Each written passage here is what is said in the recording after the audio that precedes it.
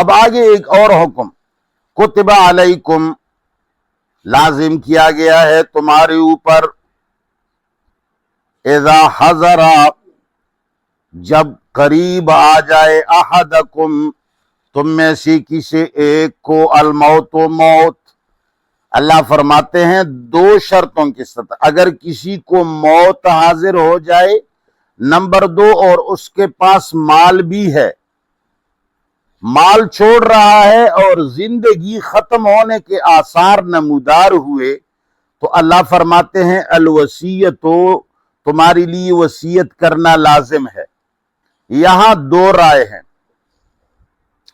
ایک رائے یہ ہے کہ بھئی یہ حکم پہلے آیا جب اللہ تعالیٰ نے وہ میراث کا حکم نہیں اتارا تھا، اس وقت اللہ تعالیٰ نے معاشرے کی اصلاح کے لیے وصیت کو لازم کیا کہ تم لوگ اپنے والدین اور رشتہ داروں کے لیے اگر کچھ مال کی وصیت کرتے ہو تو لازم ہے یہ کرو۔ اور یہ لوگ کہتے ہیں کہ جب سورۃ النساء کے اندر میراث کے احکام جاری ہو گئے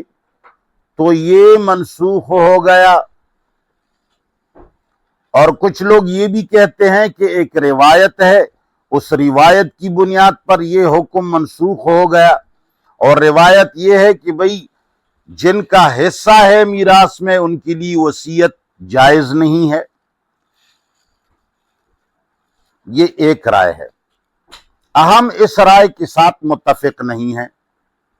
ایک تو اس لیے کہ اللہ کی کتاب میں کوئی ناسخ اور منسوخ نہیں، اللہ کو معلوم تھا کہ میں اب یہ حکم نازل کر رہا ہوں اور کچھ دنوں کے بعد سورۃ النساء کے اندر ایک اور حکم نازل کروں گا، اس کو علم تھا۔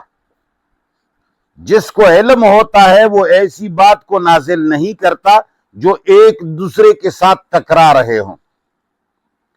اور روایت جو ہے وہ خبر واحد ہے، جتنی بھی طاقتور ہو جائے اس کے ذریعے سے قرآن کو منسوخ نہیں کیا جا سکتا،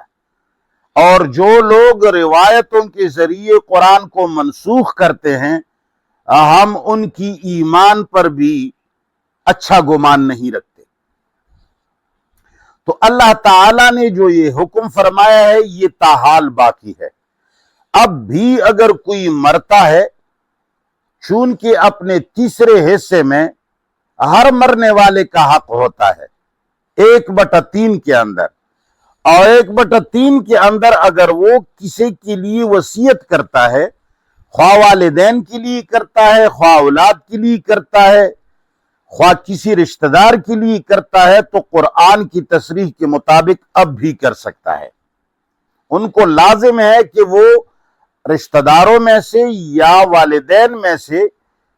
کسی کو اگر کچھ دینا چاہتا ہو یا کسی کو نافع پہنچانا چاہتا ہو، یا بعض آنے والے ایسے کچھ پریشانیاں وہ دیکھ رہا ہے، ان پریشانیوں اور مصیبتوں سے اپنی وصیت کے ذریعے اگر یہ والدین اور رشتہ داروں کو بچا سکتا ہے تو اس کو اجازت ہے۔ اب آگے سننے والوں کے لیے قانون ہے کہ جن لوگوں نے یہ وصیت سن لی،